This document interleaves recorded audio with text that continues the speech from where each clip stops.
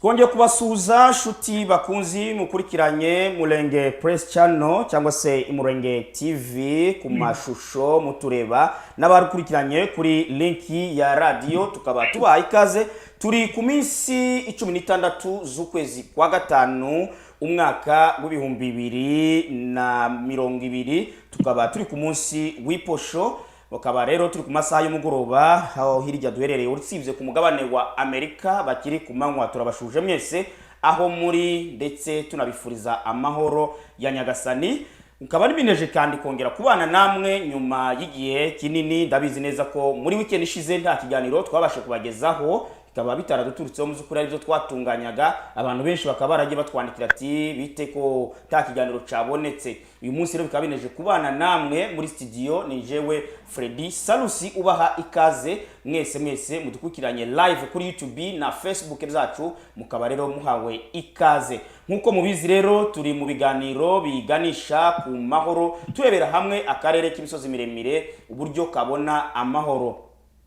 Muzukuri ni ibintu abantu benshi bagiye batwandikira batubwira ati nyamboneka nimutuzanire bari abantu dukeneye kubumva. Ikibire bakaba arizo twakoze kugira ngo tureke gutenguha abakunzi bacu.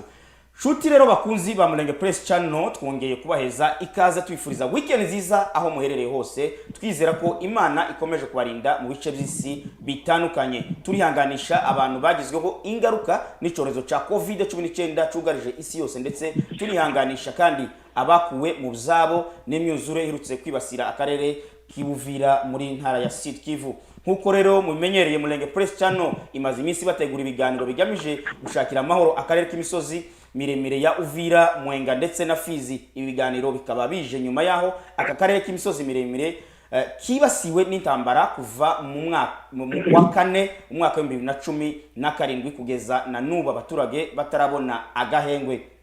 Abantu bashika muri 300 bakaba bamaze kugwa muri zintambara. Imihana irenga 200 ikaba yaratwitswe n'abaturage bari bashamiramye mu moko atandukanye. Inka zigera ku bihumbi 120 zaranyazwe, izindi zirapfa. Abantu bashika rero kuri abantu bagomeza gupfa muri ubwo buryo, ari nako bakomeza kwicwa n'inzara hirya no hino. Amakamba akaba yarashinzwe, ikintu kitigeze kibaho muri kare akarere.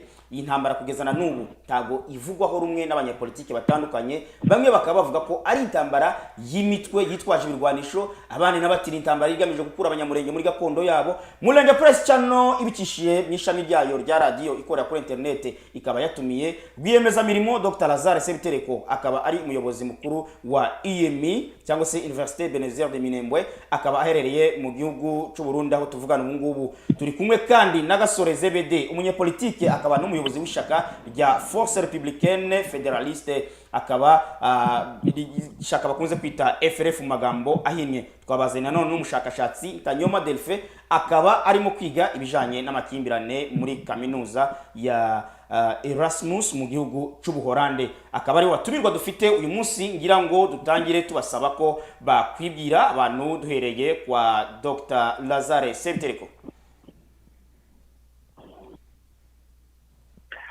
Murakoze cyane kuduhereza uyu mwanya. Amazina mwayumvise, Dr Sebitereko Lazare. Ubu ngubu turi mu gihugu cy'u Burundi kubera twafungiweyo kubera corona, ariko umwanya munini tuba turi mu bikorwa byacu biteza mbere mu Minembwe. Nkaba mbasuhuje mwese kandi mpaye na pole ku bantu bose bacu aho bari bahuye n'ibibazo by'intambara. Imana ibahumurize kandi ibakomeze. Murakoze cyane Dr Lazare Sebitereko, tugwaye ikaze muri studio zacu kandi tunabashimira ko mwatwitabye kuri uyu munsi kugira muganirize abanyekongo. Hanyuma reka tuje kwa Gasore ZBD, uri i Kinshasa muri Republika Iharanira Demokarasi ya Kongo, nawe wakwigira abatumirwa abakunzi bacu.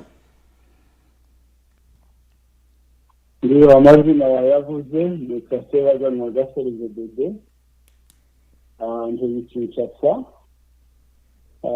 nizembe mukuru w'icana bita FRF gikorera muri Kongo yose. Nkaba naje nkeneye guheza abantu bose bari ruguru mu Minembwe no mu Bijombo n'abandi bari hanze kubera ibyago byatubayeho twese abantu bihangane ni ingorane turimo ariko kandi bizatunguka igihe n'igishika. Murakoze cyane. Urakoze cyane bwana Gasore Zebede, tugwaye ikaze nawe tunagushimira ko watwitabye kuri uyu munsi kugira ngo uganirize abanyekongo. Reka tugende kuri bwana Delphin Tanyoma uri ahitwa mu Buholandi. Reka nawe tumusabe yibwire abarimo kudutegera. Murakoze cyane, nitwa Ntanyuma Rukumbuzi, ndi umunafunzi wari gukora porogaramu ya doctora mu Buholandi mu bintu bya conflit na Sud Kivu.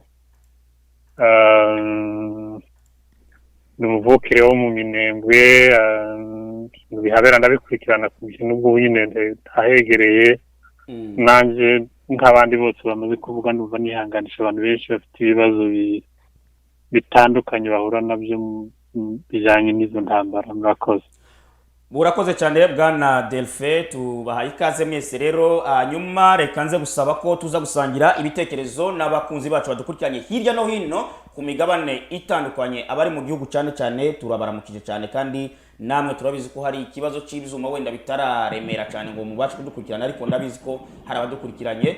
Turaza gusaba abantu bari live kuri YouTube gusiga ama comment yabo aho ngaho, ndetse na Facebook live urashobora kwandika Mulenge Press Channel kuri Facebook, cyangwa se kuri YouTube urashobora kwandika ijambo Mulenge TV ukaba watubona aho ngaho.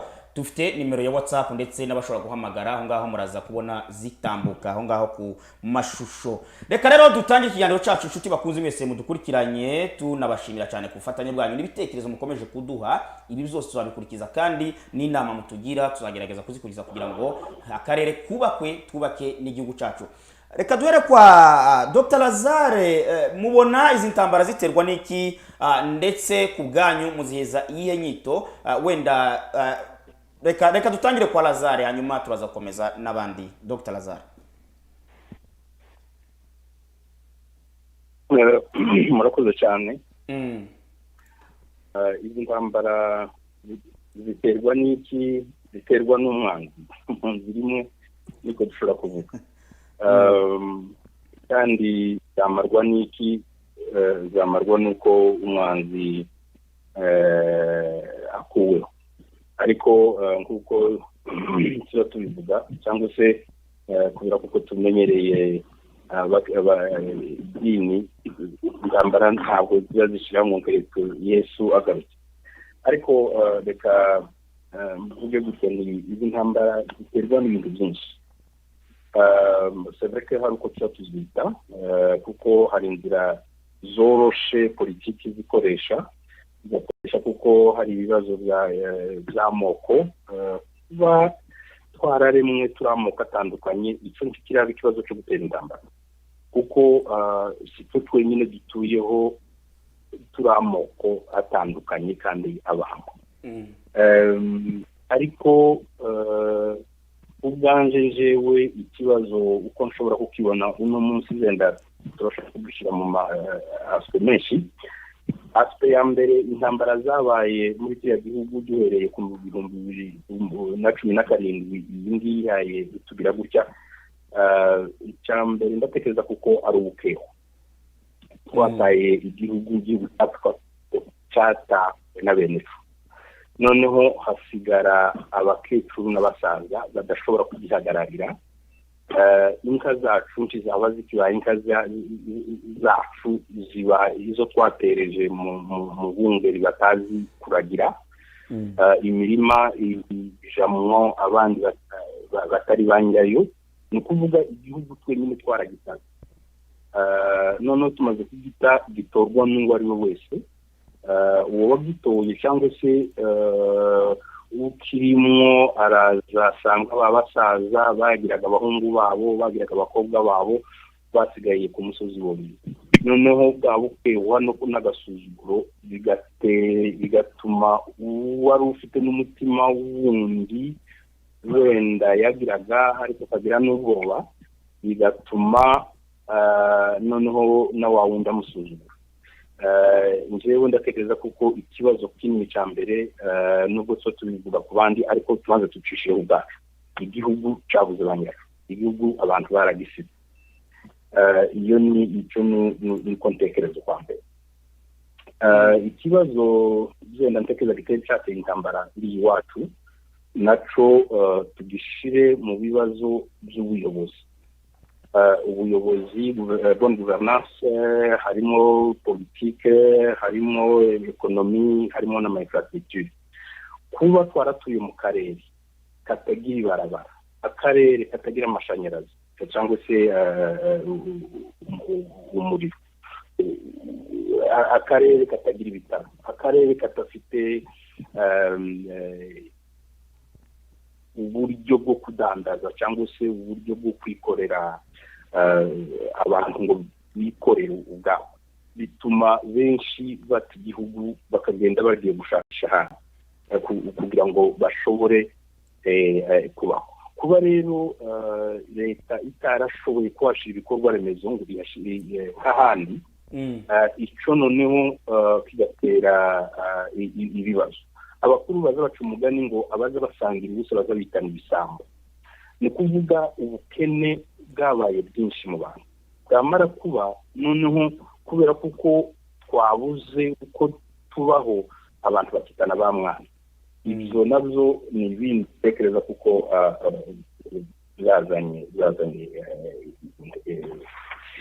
intambara iwacu mu kibazo politiki mvuze gifite amashami menshi cyane hari uko iyo abantu bamaze kubura iyo uko bakora politiki ifutuye cyangwa se irashe noneho intambara ziza zikunda kuba hirya no hino kujya baza bavuga ngo iyo inzovu zibiri zirwanye ibyatsi n'izo biza bigira ikibazo ugasanga mu gihe hari intambara zimwe ziba zikaba hejuru ariko ugasanga expression yazo cyangwa se zigaserukira hanze kuruta uko zigaserukira hanze kuruta uko zoserukira aho zihaye zibera icyo nacyo ndatekereza ko ari ikindi kibazo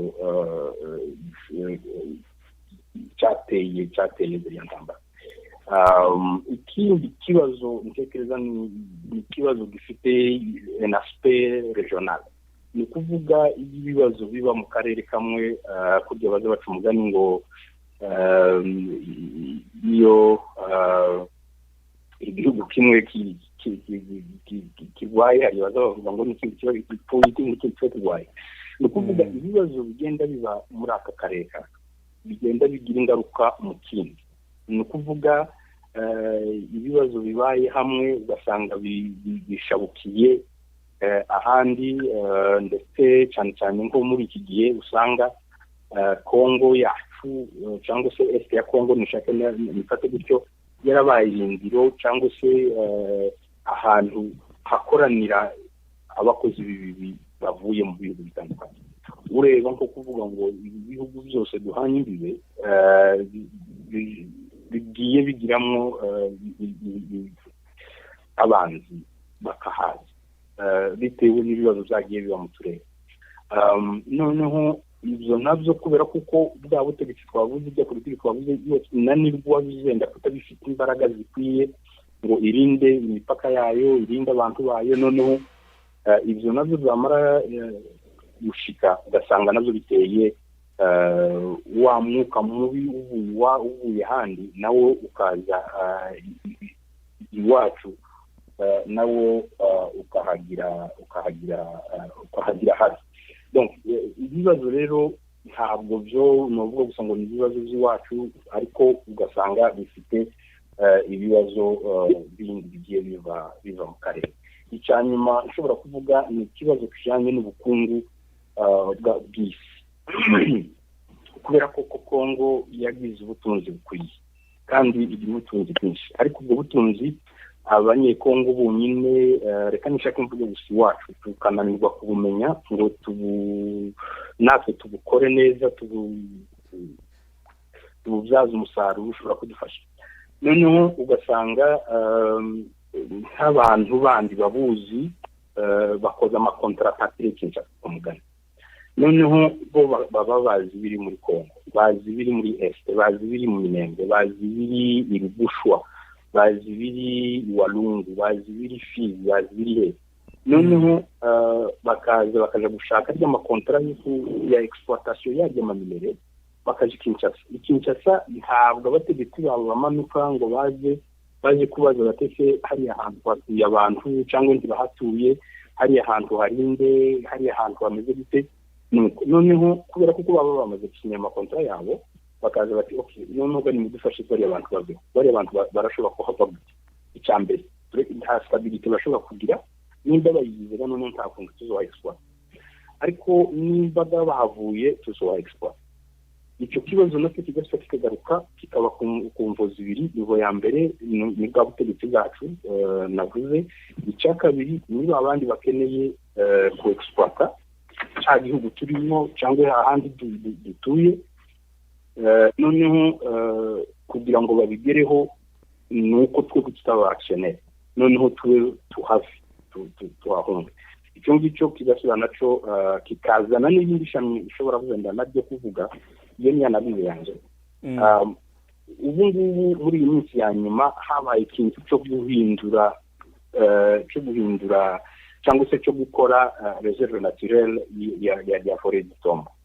Noneho abantu bayikoze byerekanye kuko bari bakwiriye gukuraho abantu bose kugera mu Rurambo, ndetse byari ko bigenda bikagira bitera akavuyo, kandi izo ngibyo ntabwo babikoze bashikishije abantu bose, babikoze nk'abahebi pensire zageze kuri province barabihagarika. Sinzi kugeza uno munsi nimba byarakomeje cyangwa se nimba barabihagarika. Deja mu kintu gihaye kizana cyo kuvuga ngo urakora reserve naturelle, nimba uyikoze barya abantu bose bahatuye bakwiye kubaho, maze kenshi bazobona n'inyamaswa ifo yuko bahava. Inzira zo kuhabavana ni izi, ni gute bashobora kuhava tutabaenda minsi kandi se barahava ngo baje. Donc ifo yuko haba akavuyo, iyo nyanabize yanjye haba akavuyo, noneho abantu bakavira bakavamo gutyo bakagenda kandi ntawe bitiye kuko ahayabiruka. Kuganze njewe ivyo ni ibibazo birengeye icyo tuzatuma kwita ngo ni ikibazo cy'amoko, kuko nta hantu hatabamoko, haberwa no mu ijuru tuzobana dufitamo. Nimba tudashobora kubana hano twebwe no mu ijuru dushobora kubana, cyangwa se nimba tuzatubana twobana muri Amerika mukayibamwe muri ababende n'abapfurero n'abanyamurenge n'abanyintu mukabana mukumvikana, ariko mukanirwa kubana iwanyu.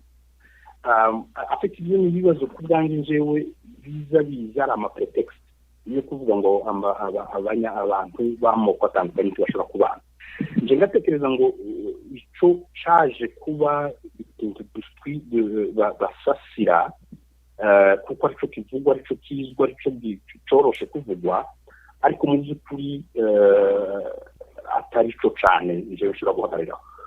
Akarorero ni uko mu gihe intambara zabaye kandi darangije, mu gihe intambara zabaye abapfurero n'ababembe n'abanyabahungiye hamwe, bageze bahungira hamwe kandi bahebicwa barwana ariko bagahungira hamwe. Abandi bakaza bakabwira bagakemera abandi bakababwira ati muragaba uno munsi ikinsinzire haje bitera kugeza habe n'uno munsi Minembwe haracyarimo abapfurero, haracyarimo andi moko s'abanyamurenge gusa nyine bahatuye. Cyerekana ko kuba utari ubwoko udasanga ubwoko n'ubundi ntibiraba imyenda mu bantu kugira ngo abantu barwane, ariko hakaba ibindi bivugwa. Noneho reka ngohereze n'akarorero ndangirizeho, ni nkuko kwiyi corona muvuga ngo yamaze abantu, ariko cyane cyane muri mu kutubwira ngo je sinzi umuganga, ariko abaganga bari mu kutubwira ngo iza yica abantu bafite izindi ndwara iziza nko gukura, ariko mu by'ukuri atari yayica. Ariko noneho kubera kuko ariyo aricyo cyorezo cyabaye bakama bagihereza n'uwishwe na kanseri, n'uwishwe n'igituntu, n'uwishwe n'indi ndwara, ariko byose bikitirirwa corona. Je ndatekereza ngo ibibazo dufite nuko nikonje ndiba. Urakoze cyane Dr. Lazare. Ibyo uvuga nyine wowe uraho ngaho muzukuru umuntu yatekereza ati hariho divergence y'amayide, ariko ntibivuga ko muzi ukuri umuntu atabona ikibazo ko nudutangira twavuze ko abantu batabona kino kibazo kimwe bose, ariko reka tunyaruke wenda kwa Gasore Zebede nawe uri hariya mu Kinshasa muri Kongo nk'umunyapolitike, wenda wumvise ibyo Dr Lazare yavuze bwana Gasore, sindi bamwemezanya nawe niba nawe ubona ziriya ntambara aho zituruka ari aho ngaho cyangwa se wewe wazihaye izihe nyito nk'umunyapolitike Gasore Zebede? Okay, de toute façon, jewe byaba zaravuze n'ibyo mu ruhande rumwe, ariko uranyumva? Ndakumva neza bwana Zebede. turakumva. Okay, ibyo zaravuze nabyumvishe, ariko ndumva ari ibintu byo hejuru by'abantu bataboneka, ibintu bitagaragara, nibyo bifite impact hariya, ni ibibazo bigaragara biboneka, ariko muri muko mbyumva nuko mbibona itanga izindi mpamvu bibaza ko ariko nobyita izindi mpamvu je mbona zizana iriya ntambara jewe nita ko ari intambara yo kurimbura abanyamurenge mu gifaransa operation ethnique, kandi yateguwe n'abantu kandi barayitanga babishyira mu bikorwa, ariko hariho impamvu za kera donc les causes lointaines, hakaba n'impamvu za none. Izo mpamvu rero zigiye zuzuzanya, nicyo gituma kugeza uyu munsi ikibazo cyabaye gikomeye kandi kigora abantu bose. Tuje mu mpamvu za kera. Impamvu za kera ni ukuntu ababiligi bubatse Kongo. Ntabwo bubatse Kongo bahaye bategura ination cyangwa se igihugu cy'abantu bazobana. Bubatse igihugu bubakira ku moko kuko bari bakeneye inyungu zabo nk'abakoloni z'ubutunzi, bakaza bashinga inzego z'igihugu bakazishinga ku moko. Amoko abubashe, amoko afite kugendera mu byo bashaka. Ibyo rero bituma bubaka Kongo bayubaka ku musingi ku mfatiro zitarizo. Icyo kibazo gituma igihe bagiye ntabwo bateguye independence habereye ikintu cyakubise nk'inkuba, bagenda batiteguye. Abanyekongo natwe dusigara mu gihugu tutarategujwe kuzotegeka igihugu. Iyo ni impamvu ya mbere. Abakurikiyeho ubutegetsi bwa Mobutu bwabonye iyo mpamvu. Niba Mobutu yazaga afata guverineri wa Kongo akamutuma i Bukavu, uw'i Bukavu akagera i Lubumbashi, uw'i Lubumbashi akaza Kasai, none igihe kimwe asambura ibyo bita ngo ni amashefu kutinye traditionnel, abikuraho kandi yarakeneye kubaka nation, kuvuga ngo agire igihugu kimwe.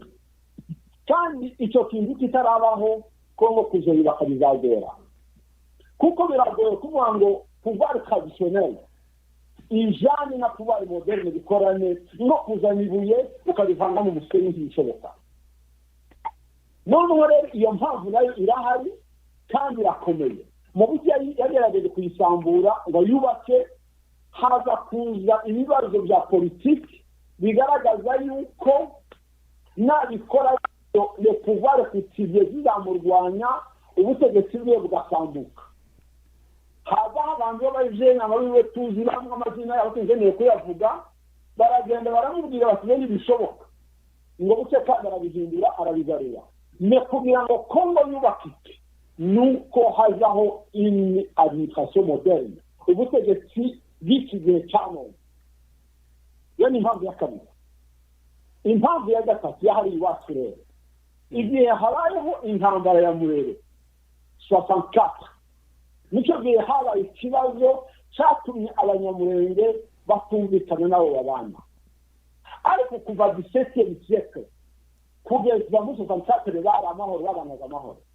Bageze uwo mwanya ibintu basubiranamo kubera impamvu yuko abakuru ba Simba Murere babonaga umutunzi bakamwita ngo ni elite cyangwa se ni umutunzi, cyangwa se umuntu wabaye selekisione wakoreshejwe n'ababiligi. Abanyamurenge babonye inka zabo zigazwe bariyokoze kuri reberiyo baja muri leta. Bageze muri leta nayo irabafata iraheza imbunda barwanya umuriro barayisambura irarangira. Ku minsi 3 y'ukwezi kw'icumi 69 hari inama ugira yo kuvuga ngo abanyamurenge tubagire abanyamahanga abashyitsi abanyarwanda. Bandikira guverineri Takizara urwandiko. Urwo rwandiko ruragenda ngo rubere Takizara abaza Kinshasa. Yandikira abantu urwandiko babwira yuko iyo nzira ntayihari, abanyamurenge n'abakongomani. Ku bice rero bagira imprimante barema ikintu cyo kuvuga ngo umunyamurenge abaye umunyarwanda. Baragipolitize kiba ikibazo cya politiki. Kirakomeza kugeza uyu munsi, cyanze gushira kugeza uyu munsi. Kubera iki? Inzego za leta zubakiye ku moko zatangiye muri Colombia International kugeza uyu munsi. Icyo kibazo cy'amoko kirakomeza kugeza uyu munsi. Kiba ikibazo gikomeye waye kugenderaho, cyabaye ikibazo muri Kivu, ahandi hantu kiba. Muri Kasai hari abantu bava muri Angola, muri Katanga hari abantu bava muri Angola, bava muri Zambia. Muri Nord Kivu hari abantu bava Uganda n'abandi bava Afrika nani Centrafrique n'ahandi nuko hameze. Ariko icyo kibazo kirahari iwacu kandi inkomoko yahari iwacu naho niho byavuye. Rero bigeze aho ngaho ibintu birakomeza biba politiki. Haba ikibazo cya politiki mu buryo hari abantu nka Anzuruni Bembe n'abandi bakigize ikibazo gikomeye. Hano Kinshasa cyari gikomeye cyane mu buryo wibazaga ngo se iki kintu kizorangira gute. Habe nubwo habaye intambara ya 1995 na 1998 n'iki hari intambwe yatewe, ariko icyo kibazo n'ubu ngubu cyanze gushira. Impamvu ya kane ni geso y'iyo problème ya nationalité muri Congo, icyo bita nationalité du peuple, yatumye nk'abagabo nk'abagwa Kabuga n'abandi bakalegamire birukanwa muri parlement ngo ntabwo ari abakongomani, kandi ngo Kabuga yabaye ministre wa l'éducation en 60 indépendance itandukanye. Ibyo bintu kibyumvikana. Icyo kibazo ni ikibazo Congo ikwiriye kugera kandi gikwiriye kurangira kugira ngo amahoro azoboneke. Rero hakabaho n'amakoze imediate ahari none yatumye ikibazo gikomeye. Ikibazo cyabaye intambara ya 96 isa n'igabanyijega abanyamurenge n'abandi bayitiye abanyamurenge. Noneho hasa n'aho habaye n'ibintu bya humiliation. Habe n'ubu Rwanda uriya mugabo ureba uvuga hanze inzangira ngo kandi c'est la vérité ni fasio kwivanje kuko intambara yaje kubakura ku butegetsi yahagurutse yitiye abanyamurenge. Alors icyo kibazo kizana ibibazo. Ikindi kibazo cyabaye n'intambara ya 1998 nayo yazanye ibindi bibazo byinshi mu buryo cy'intambara ya Abdel n'intambara ya RC. Kuvuga ngo uri kurayitira abanyamurenge ni ukubarenganya. Pasi iyo ntambara abantu bari bayirimo abanyamurenge nibo bari bakwiye kureka abandi bakongomani, kandi niko bimeze. Alors kubarenganya kuvuga ngo wuriwe kuri iryo jambo, niba tuvuge habaye nk'ubwicanyi bwabaye Kasika, kuvuga ngo ubwitire abanyamurenge ni ibintu bitumvikana kuko iyo ngize ntaho bihuriye. Enquête yokorwa bakamenya uwabikoze bakamuhana, fanariye na vantu habiriye n'abanyamurenge. Iyo ni impamvu resante ya vuba muzabaye.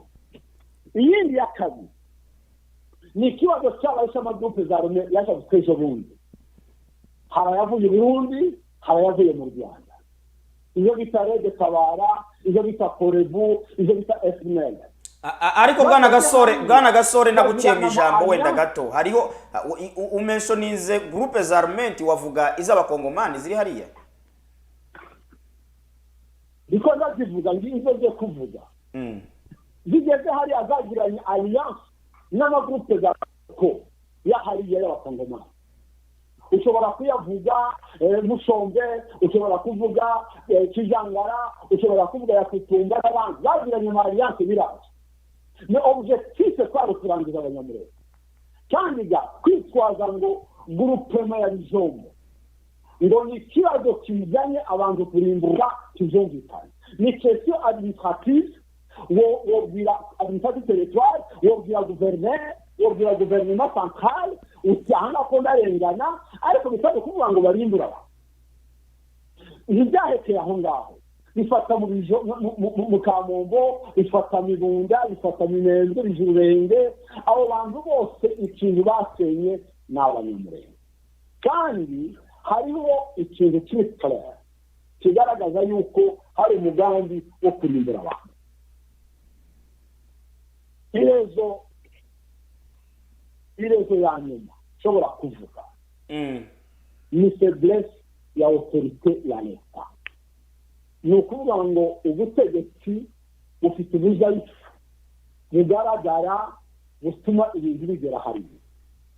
Rero amategeko ya leta ara oblige leta kurindira umutekano abaturage n'ibyabo.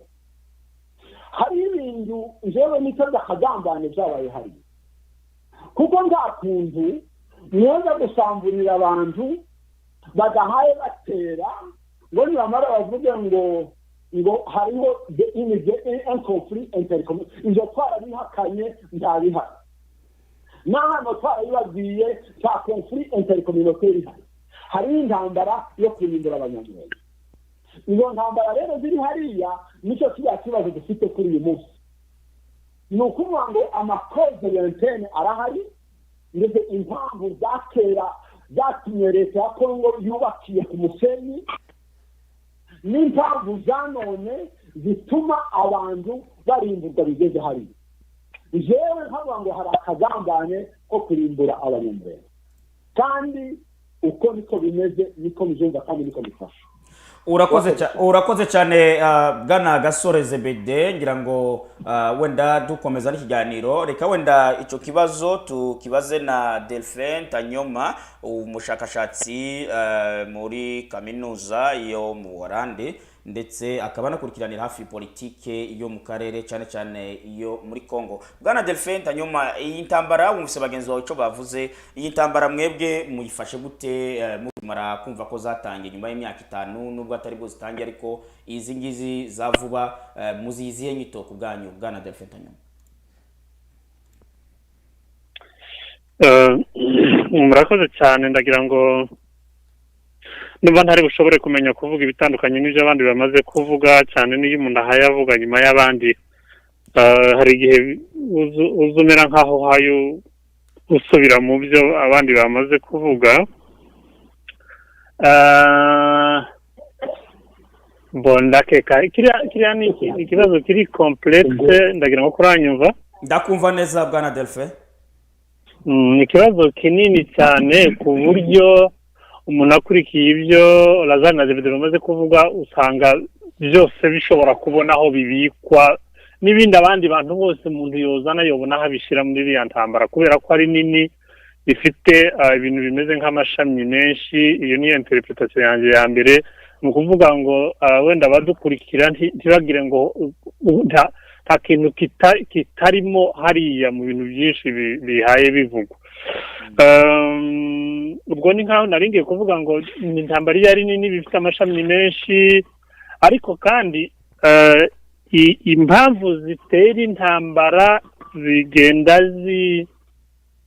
zihinduka mu bihe runaka, ku buryo bimwe bigenda biniyubaka bikaruha bigahindura amasura. Utabirebye neza hakabiyugira ngo none iki si cyo kibazo nyacyo, kandi cyari ikibazo nyacyo mu gihe cyacu, cyangwa ariyo mpamvu mu gihe cyacu. Wenda kugira ngo ndatwara umwanya munini hejuru y'ibyo bamaze kuvuga, ntekereza ko byinshi mbipartaja nabo, ndumva byinshi mbyemera.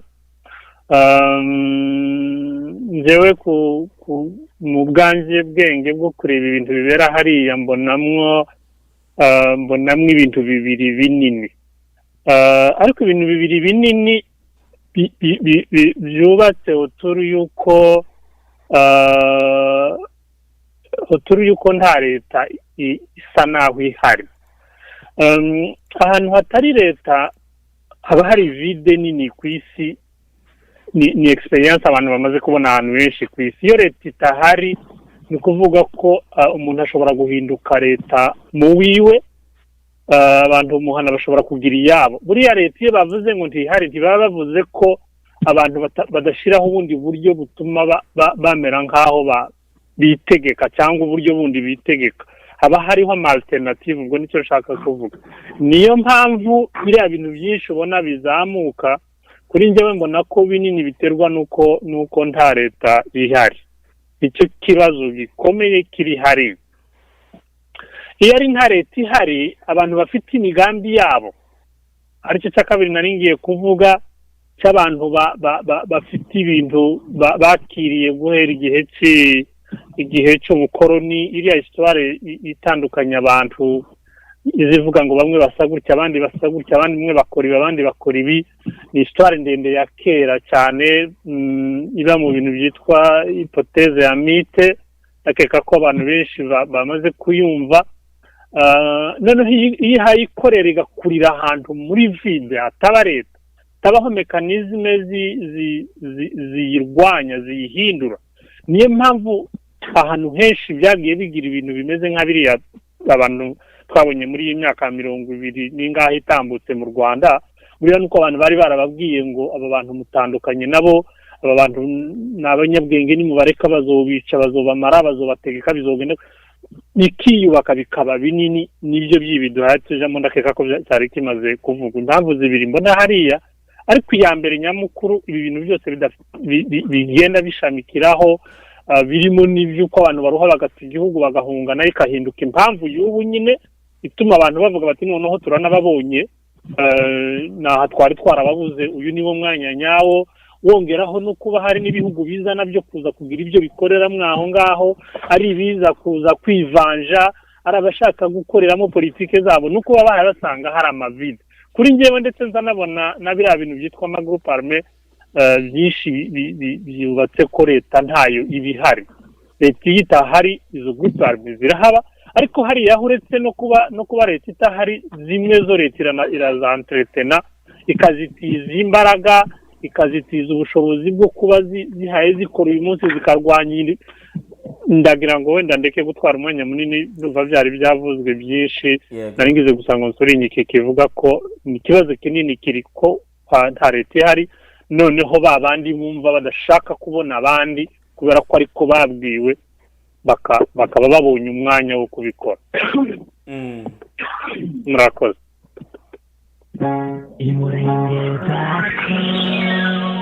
urakoze cyane bwana Delphin. Ngira ngo iki kibazo abantu bakivugaho gutandukanye. Reka nshimira abantu badukurikiye live kuri YouTube, bakomeje no kuduha ibitekerezo byinshi cyane. Ndabona abantu benshi bari kwandika, turabakurikirana Australia, Accra muri Ghana, ndetse n'ahandi hose mu kugerageza Nairobi, n'ahandi hose mudukurikirana. N'ibitekerezo byanyu turabibona cyane kandi turabiha agaciro, nubwo umwanya wenda utaza kuboneka. Nyuma reka nze gusaba tumirwa bacu baze barasa ku ntego kugira ngo wenda tuze kugabana umwanya uhagije kugira ngo udusangire ijambo n'abakunzi bacu. Tubashimira mwese abakurikiye live kuri Facebook ndetse n'abakurikiranye kuri YouTube. Ndababona mwese kandi turabashimiye cyane ku bitekerezo byanyu muduha. Bwana Gasore, reka nkugaruke mbere yuko ngaruka kwa Dr. Lazare gatoya. Bwana Gasore, hari inyandiko mwasohoye dufitiye kopi hano y'ishaka rya FRF, ishaka ryemewe mu gihugu ku minsi 8 z'ukwezi kwa gatanu umwaka 2020. Mwamagana ziriya ntambara ndetse mwandikiye n'umukuru w'igihugu. Ntago bizakunze kugaragara cyane ko abanyepolitike bamagana ziriya ntambara bakoresheje amashaka yabo babarizwamo. Mwe niki cyo bacarabateye noneho mutekereza ko ari impamvu abandi banyapolitike bagenzi banyu bagiye bamagana ibibera hariya baciye mu moko cyangwa se ibiti bo bafite muri leta? Mutekereza ko cyangwa nutuzi twabo privé, ariko nyamara ntago bakoresha amashaka babarizwamo? Niki kibitera Bwana Gasore Zebede? oya noneho ni ukuri ntumbwire ngo nimba ijini igituma abandi bakabikora ariko twe twarabikoze twagiye inama mu cama tumaze kumenya ikibazo ko tugeze tumaze kuidentifie yuko atari intambara intercommunautaire atari intambara hagati y'amoko tudeside kuvuga ngo tugire leta ikibazo ko kimere ukuri kuko dufite amakuru yose y'imvamo hanyuma rero turandikira umukuru w'igihugu dusaba ngo habeho enquête habeho commission d'enquête cyangwa se gushakashaka abantu bakoze ibyaha muri kiriya kibazo cyabaye kingana kuriya kugira ngo bazobashire imbere y'inkiko za leta ya justice ya Congo bahanwe bikurikiranye n'amategeko naho niho byavuye ariko kumbwira ngo birahanguwe c'est libre parti politique kuvuga ngo uvuga ikibazo cyabaye honyine n'ahandi twarabyanditse ibihumbi twarabyanditse honyine ituri twarabyanditse honyine n'ahandi twarabyanditse mbese parti politique ni nationale ahabaye ikibazo hose mushobora kwexprimera kanga point de vue yanyu mukabigira bakisobanura bagise bakora kugira ngo batabare abanyagihugu. Impamvu buriya nuko mwibumbiye aho ngaho mu mashaka mwibumbiye mu ma coalition politique ziri aho ngaho niyo mpamvu ati mwebwe mubikora gute nka FRF ku buryo mutinyuka ku denonce ikibazo kiri hariya noneho mu gihe hari abandi batarabikora impamvu nuko hari ikintu kibahuje aho ngaho bwana Gasore niyo mpamvu buriya nari kubaje kuri ama coalition politique ntabuza parti gukora parti politique ni libre ubu ufite uburenganzira bwawe bwo kuvuga nka parti politique une alliance cyangwa se une association de parti politique à Kinshasa ntabwo yobuza parti politique kwanga ikibazo kimeze kandi yandi kurwandikira umukuru w'igihugu cyangwa mubwire uko ibintu bimeze ni libre kabisa abantu ni libre na parti politique iyo mwumvikanye usome icyama cyanyu kuvuga ngo mugire icyo muvuga ku kibazo fulani kiri mu gihugu murabikora nta kibazo. Urakoze cyane bwana Gasore reka bwana ngaruke kuri Dr Lazare urumwe muri barwemeza mirimo bakorera mu karere wagiye amahanga urasoma umaze gusoma biba ngomba ko usubira kubaka ubutaka bwakuzaye zimwe mu mpano Imana itanga igihugu ubutaka nizo za mbere nyuma yuko tubona izindi urubyaro n'ibindi byose ese muzukuri ico kintu wenda kuba warasubiye aho ngaho ukaba uwasanze ibyo bibazo abantu babibonamo ubutwari ariko noneho turagira ngo utwereke haba hari uburyo bwihariye mwagerageje gukoresha guhangana na kiriya kibazo kuva gitangira kugezana n'ubu abagabo bahagaze mu gihugu ndetse barwemeza mirimo bafite ibyo bahakorera.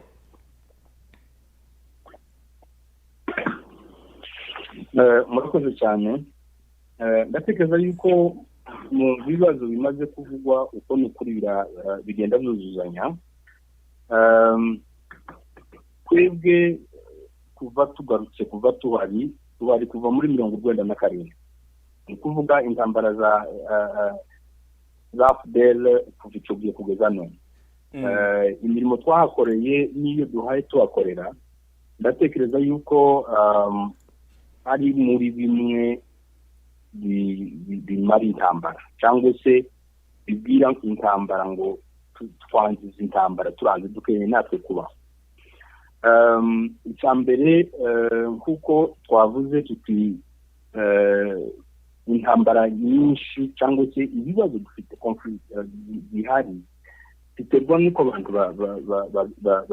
bata igihugu cyangwa se bakahahunga bakagenda bakaja hanze. Icya mbere si uko ari ubwoba bwatwaye abantu bagiye bashaka amasomo yandi twavuze ko leta itigeze ishyiraho infrastructure ni ukuvuga iminembwe yubatswe n'abantu ubwabo bonyine ariko mu gihe batari bagize ubushobozi bwo kubaka bose baragize abantu batangiye kugenda kwiga kure biga primaire na secondaire na university uko bagiye zibagana noneho igihe cyose abantu badafite umutima wo kwiga bakagenda uko arangije ntabone yuko hariho akazi yogaruka gukora parce nta umuhereza akazi. Bishoboke kuko n'icyo gihe si benshi byenda bari bafite umutima wo kuvuga ngo bagaruke bihangira imirimo. Noneho dutangira kugenda buke. Icyo ni ikibazo kimwe cyabaye tutoshira ku bandi bantu, yegome turabisha kuri leta kubera kuko leta yabigizemo uruhare kudashiraho uburyo bukwiye bw'imirimo y'ibanze cyangwa se ama-institution ashobora gufasha abantu ngo babeho twige dukorera imirimo. Icyakabiri, iyo abantu barwara utavurijwe mu gihuru ngo aje gushaka imiretezo ashake mu kunyantoki n'ibindi, nta bitaro byari bihari. Fale yuko duhaguruka umuntu wese urwaye, n'urwaye estoma, n'urwaye inkorora n'ubwiza gute, fale yuko tuva iwacu tukaja gushaka ibitaro ahandi. Ibyo rero nabyo uko abantu bagiye ntibagaruke, bamwe bakavuga bati bon tuba ahantu hatari ibitaro ngwino wicara ahangaha, abo nabo bakagenda. Hakaba ikibazo nacyo kindi cy'inzara, abantu bagahinga bike kandi bihari atakuvuga ngo ndihokwera, ariko kubera kuko ubuhinzi bwacu bwabaye bwo mu nzu bwa bundi bwo kuvuga ngo turye gusa turamuke nuko none tunanirwaga, tubura bwa bumenyi, tubura na bwa bushobozi leta yari kuriye kuzanamo, abagwiza tunga bari bakuriye kuzanamo, none ngo tugire ubuhinzi ndetse n'ubworozi bubeshaho abantu, ariko kandi bugatanga n'imirimo kugira ngo abantu bashobore kuhaba. Izo zose biba mu bibazo byatumye abantu bagenda bahaba. Mu byo twashoboye twebwe gukora nuko twashoboye gushiga cyangwa se gutera intege imirimo y'abari baratangije, cyane cyane ibijanye n'amakanisa niyo yatangije ama-école primaire yacu, niyo yatangije ama-secondaire yacu. Noneho natwe tubaha intege tukatuzane na kaminuza.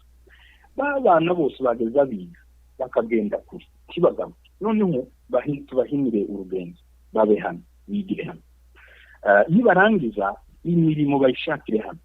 Ibyo ngibyo ni mu bikorwa bimwe bituza abantu kandi bizana amahoro. Ntihiga gusa amoko yose aki, ari abafurero, ari ababembe, ari abanyamurenge. Ndibuka muri iyi myaka ishize twari dufite abagore b'abafurerekazi n'ababendekazi n'abanyamurengekazi bafite abana bakirirwa bo biga ku mugoroba bagataha bakaja konsa. Ibyo rero kuba duhaye dushiraho imirimo yerekana kuko ubudasa bwacu bw'imibereho, ni ukuvuga ngo amatribu cyangwa se amoko atandukanye kikiraba ikibazo, ariko n'ibyo twese dushobora gukorera hamwe kugira ngo duteze akarere imbere. Icyo ni kimwe mu zo twakoze, haba mu mirimo twakoze yo kubaka amashuri y'ibanze na universite. Twakoze akazi kanini cyane gafite agaciro.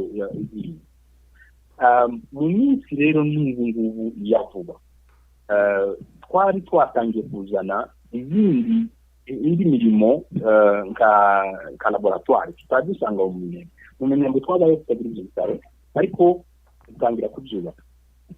Irahari ariko nta baganga bifite, irahari ni ukuvuga abaganga mvuga si aba generaliste gusa, ariko ndavuga n'abaspecialiste.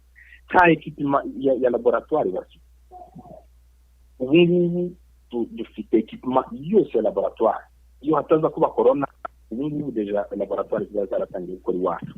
Ibyo nkumva mu bintu byo kuvuga ngo tugerageze kuzane ubuvuzi n'abandi bafite ubumenyi bundi bashobore kugaruka baze kubaka igihugu.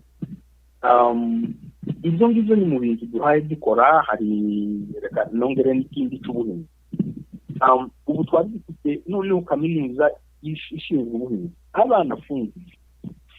Ndibuka mu 2013 natekereza na 14 cyangwa 15 hari abana bari ko biga ibinyabuzima biri muri Minembwe, mu ruzi rwa Minembwe na Rwigo. Ibyo ni ibintu tutigeze tugira kera, ariko none kubera ko dufite kaminuza iri Rwanda, abana nabo bagakora ubushakashatsi bwabo wabo. ibyo ni ibintu bindi byiza byotuma abantu batekereza guhereza agaciro iwabo tukavuga gusa mu kanwa ariko tukanabyiga noneho tukanabishyira tukana-exploit donc tukabi-exploiter kugira ngo bishobore kuduteza imbere. Ikindi ni uko hagiye haba ibikorwa binini byo guhereza abana ubumenyi bugezweho, habe muri primaire habe no muri secondaire. Dushizeho nka example ya GFI yakoze mu bihe bigoye bitoroshye, ariko niburi imyaka mikeya bashizemo inguvu abana baho barasohotse baba competitif au niveau national et au niveau régional. Nta mwana wageze uva kuri GFI ngo atsindwe n'ahandi kubera ko kugira minini. Abana bahebiga kuri primaire na secondaire uno munsi twebwe dufite ko bari icyongereza bakiga n'igifaransa, bakiga computer, dufite internet, no kuvuga tukahashira ikintu gitongera. Nizo nabyo muri ibyo bikorwa ni ibikorwa birwanya poverty, birwanya ubukene kandi birwanya ubujiji. Bishobora no kuzokubakira kugira ngo twese tube hamwe. N'ikindi nacyo kuba dushizeho ari ama infrastructure n'ari ama institution bituma noneho bandi bari barabuze icyo baza gukora bitewe n'uko ibyo bize byenda badashobora kuza ngo ko barigisha muri za kaminuza y'Uburayi n'ahandi, ariko kubera ko noneho uno munsi hariho institution bashobora kuza gutanga umusanzu biri mu gutuma baza. Abo ngabo murabazi benshi bari mu kuza bakava muri Amerika, hanyuma turi kumwe ku murongo aho ngaho no kugira ngo aje gukora iyo doctorat yakora, no kubera ko hari kaminuza mu Minembwe bamuhaye recommandation akaja kwiga nk'umwana afunzwe mu Minembwe. Ibyo rero biduhesha ishema kubera kuko Minembwe tuyiha agaciro. Ibyo ni bimwe muri bimwe bihaye bikora, ariko reka ngaruka kuri kindi cyanyuma ndekeraho ni muri ibi bihe by'intambara. Muri ibi bihe by'intambara twebwe ntabwo turava mu Minembwe. Andi ma ONG menshi yose yarahunze, ama ONG internationale, ama agence onusienne n'andi yose bavuga ngo hari ikibazo cya accessibility, ngo hari ikibazo cya insecurity, n'abandi bose bakora nkabo bose barahunze, ariko dusigara mu Minembwe. Uno munsi twabanye n'abaturage kuye gusa kubabwira ngo ni mukomere turi kumwe, ariko twakomeje tubafasha no mu bundi buryo bw'ingoboka. Twabikoze mu nzira zibiri nini. Ya mbere ni ukubagaburira. Ndatekereza kuko kuva mu kwezi kw'icumi cyangwa se mu kwezi kw'icumi kugeza uno munsi tumaze kugaburira abantu ibihumbi, kandi twe tugura ibyo kurya localement. Muri icyo kugura ibyo kurya localement n'ikindi tukaja no mu buhinzi. Mu buhinzi rero turi mu kubabwira ngo nimubeho, kandi kubaho ni uguhinga. Nitureka guhinga, wa wundi ufite umugambi wo kudukura mu gihugu azadukuzaga mu nzara. Yadukujijemo amasasu, yadukujijemo kudutwikira, karadukuzamo kutadufasha mu buzima bundi bwa bwose. Noneho tuzahunga. Noneho twebwe tukababwira ngo nimuhinge ibyo kurya bahinze by'imboga cyane cyane. Ubu ngubu ko barazirya, izindi ko barazigurisha mu isoko. Ubwanje rero ibyo ni ibikorwa binini cyane dukwiriye twebwe dukora, ariko kandi tubwira n'abandi ngo babikomeze babikora. Ikindi kimwe muri izo ngizo zo guhahira imuhira, turi mu kuzana amafaranga tukagurira ba bagore bahe badandaza mu isoko. Icya mbere uguze ibyo kurya ugaburiye umwe. Icya kabiri uhaye wa wundi we wamudandaza, nawe umuhaye ubundi bushobozi bwo kubaho yagurishije. Ni kuvuga ubuzima bwa Minembwe buzova amaboko yacu, kandi no kurwanya uwo mugambi mubi ntituzowurwanya turi mu nkambi.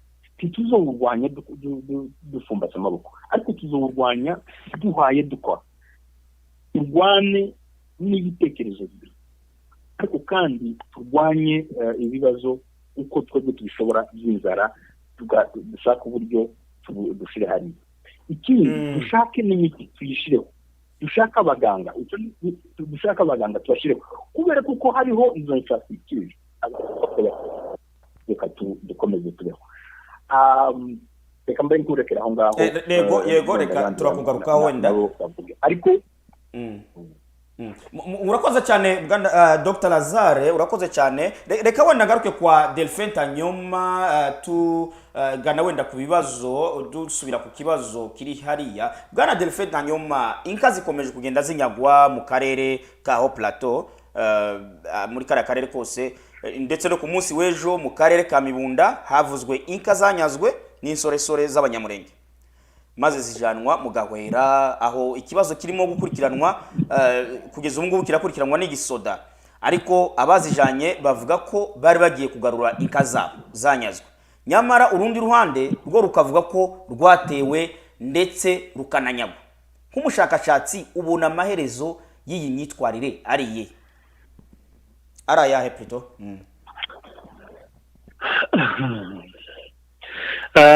ni nkaho urabubwiye urakoze cyane ni nkaho urabutumye ngiye kuja mu mateori nyine kandi amateori azagora ku amateori y'intambara aragoye nayo abari menshi abantu bayavuga gutandukanye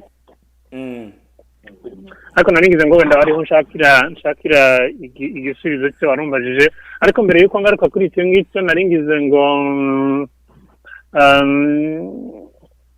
ndakeka ko iriya ntambara nini abantu bose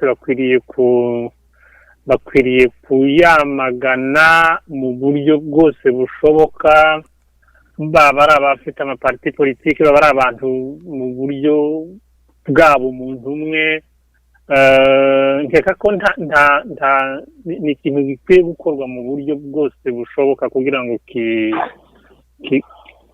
kivugwe bimwe mu buremere bwayo ariko ndavuga wenda niko mba mbibona njyewe sinzi ko wenda abandi turi kumwe mu kiganiro ariko babibona zimwe mu mpamvu zatumye igorana cyane nuko yihishe izimera nk'intambara abantu bahaye barwanira nko mu mbere noneho abari hanze bakagira ngo ubuzima ko buragenda ariko n'abayiteguye nkeka ko ariko bari bayiteguye bazi kuko ba nyiri kurwanwa batamenyereye kuvuga ibintu reka ko ndashaka kuvuga no kusutena igitekerezo cyavuzwemo hano uburyo ubwo ari bwo bwose kuri njyewe nkeka ko ikwiriye kwamaganwa kandi bikavugwa mu buryo bunini kandi cyane ndetse habe n'aboza bakora izo declaration nuko ntacyo wenda zihindura vuba ariko iyo zivuzwe hari icyo zitsinda zikazohindura no gufata témoin abadecideur politique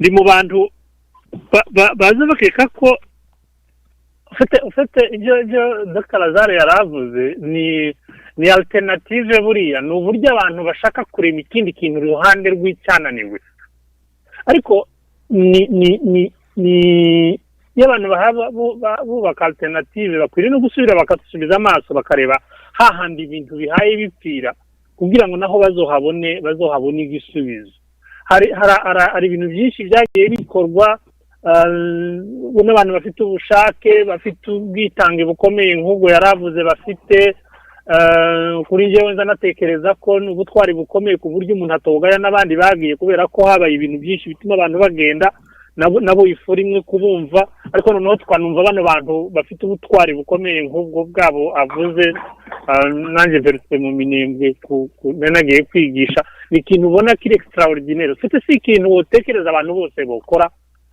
ni ikintu kiba cyakozwe n'abantu nyine bafite ukuntu kwabo bateye bemera kuja muri izo risike ziremereye ariko zizazigira icyo zihindura ndakibona cyo naringiye kuvuga nuko risike iri iruhande rwabyo iyo hatari leta biragenda byamara kugera ahantu bigasambura ndagira ngo ndahamya neza ko icyo mpaye mvuga abantu bari kutwumva bumva icyo mpaye mvuga hari amasomo yubatswe ku nkunga z'abantu bigomwa ibintu byabo batuye muri Norvège batuye Alaska batuye Australie bakabizana byamara gushika bakubaka amasomo bakubaka ibitaro ejo tukabisambura kubera ko habura ikintu element central yitwa leta ndumva neza ntayimushigikira mu byaha yavuga ariko wenda tuze tugaruka inyuma turebe neza ko ahari ikibazo nyacyo nacyo hakwiriye kuguma kurebwa ufite teori z'intambara ziteye gute nagiye kuri cya kindi wambajije ndagira ngo yego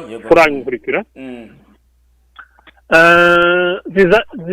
ziza zishaka nk'ibisobanuro n'ama explication amarezo impamvu zivuga ngo impamvu dukoze iki nizi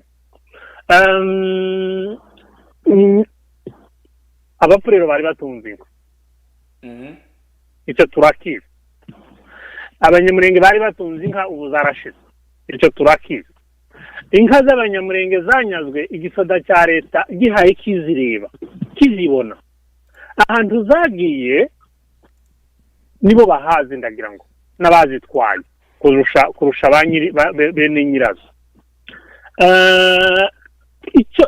icyo vide ya leta izirema n'ikirivu ni ukuvuga iyo umuntu yamaze kubona ko nta kindi kintu kimurengera nibwo afata imbunda akajya kwirengera ariko nahamya neza ko biragenda bisubire bifate no ku bandi batari bafite impamvu runaka mu kunyagwa kw'inka ndashaka kuvuga iki buriya ndashaka kuvuga iziriya ntambara iyo uzirebye zifite abazitegura bafite ibyo bagamije bafite ideoloji yabo bafite izo mbunda ariko ntibivuga ngo niba hari abantu bitwa ko bafite ideoloji yo kwirukana abanyamurenge ngo bwa bwoko bwose bakomokamwo ngo twama tuvuga ko abo bantu bose ari uko bateye no ariko dore ingaruka ihari ni nini iyi ngiyi ni cyo kibazo kinini kigoye kubonera igisubizo ndakeka ko hari hakwiriye mvuge se ngo hajeho leta izoganize kugarura inka imenye kuzivangura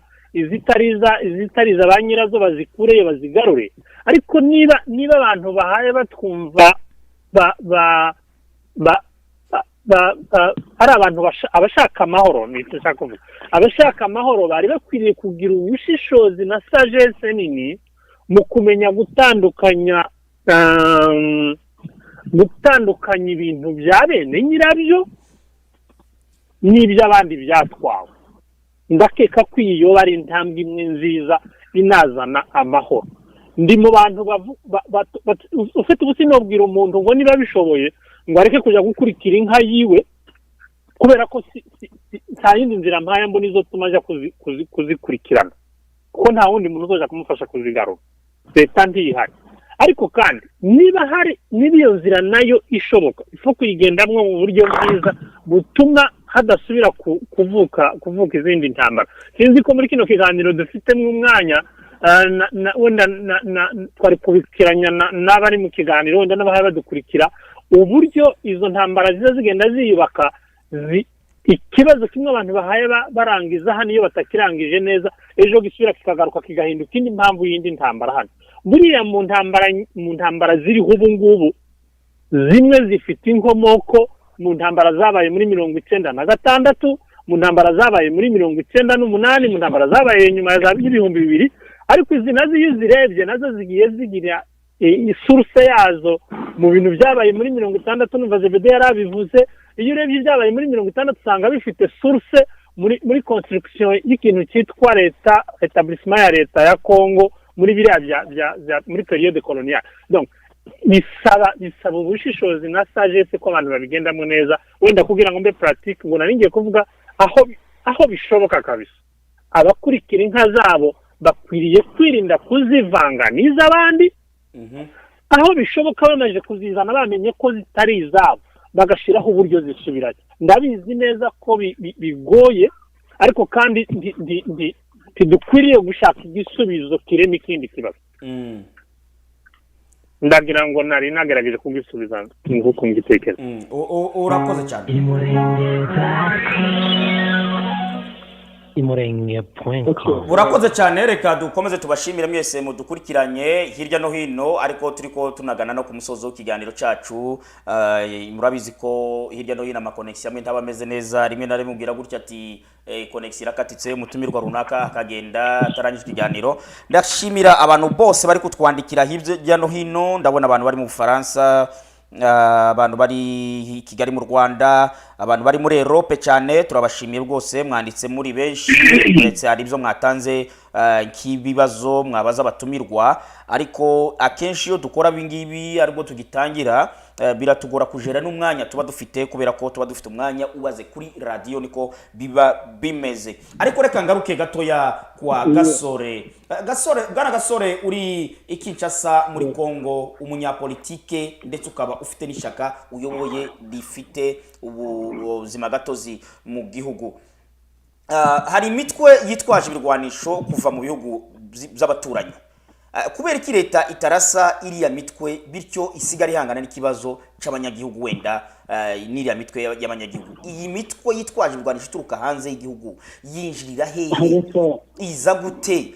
Kubera leta yabarabuze ubushobozi bwo kurasa hariya, kuko dufite ahantu henshi leta ya Kongo yagiye irasa, bayakutumba binjira hari Buvira, leta yayirashe yakutumba yarashwe mu masaha abiri gusa yenda gufata Uvira. Ibi ni ibintu muzukura abantu bavuga ati iyi absence ya leta. Delphi yakomeje avuga, nabonye n'abantu bakomeje kuvuga ati hano ku comment ati muzukuri Delphi ibyo avuze nibyo, absence ya leta ni kibazo gikomeye. Bwana Gasore, kubera iki leta idashobora kurasa iriya mitwe yitwaje ibirwanisho? Hanyuma urahita usubiza n'ikindi kibazo bakubajije hano, ati niba abanyapolitiki wenda bakomoka muri karere mwumva ikibazo kimwe, kubera iki mudahagurukira rimwe ngo mube mwagira ico mukora kuri ziriya ntambara? Ngira ngo wabifatikanya byombi kugira ngo ducunguze uburyo, hanyuma tugerageze guhina kugira ngo umwanya wacu. Urakoze cyane bwana Salis. Narinjemeye kuvuga aya majambo mu buryo bworoheje kandi abantu bumva. Ubusanzwe parti politique niko kazi kayo, ni ukuvuga ngo ivuga ibibazo biri mu gihugu kandi independence mu gukora akazi utisha amategeko, nta kibazo kiba gihari. Ariko hamwe n'ibyo ubuze ikibazo ca leta kuvuga ngo ikore biriya bintu byagenze gite, byageze hariya gite. Ifo twavuze ijambo rimwe rigaragara kandi riboneka, ntabona kubivuga, rivuga ngo faiblesse cyangwa se absence ya autorité de l'État. Ese kubaho leta idahari mu karere, icyo gituma izo groupe armée zinjira uko zishaka, naho kandi bariya amagroupe armée y'abamayimayi bariya mubona, icyo ntabwo bari bafite byo kuvuga ngo bakore biriya bintu byabo.